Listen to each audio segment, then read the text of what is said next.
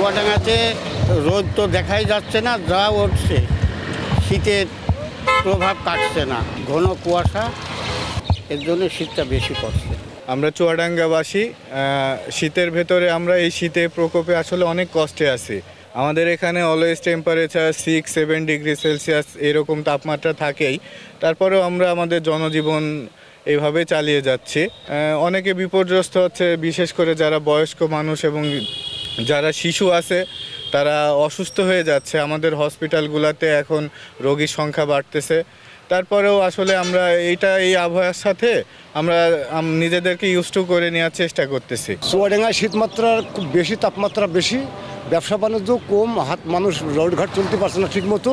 এই জন্য এখন ব্যবসাটা খুব মন্দা, মানুষের চলাফেরা খুব কষ্ট হচ্ছে খুব শীতের জন্য আর কি। এখন আল্লাহ যেটা করবে সেটা তো মানতে হবে আর কি। এখন এটা সবার যেন ধৈর্য সাথে চলতে পারে আর কি, সেই তৌফিক সবার প্রতি আল্লাহ যেন দান করে আর কি। সকালে যখন বেড়াচ্ছি আমরা এই জি বাইক আলারা, এই যে কুয়াশার এই হাওয়ার কারণে লোকজন কোনো হচ্ছে না, প্রচণ্ড শীত।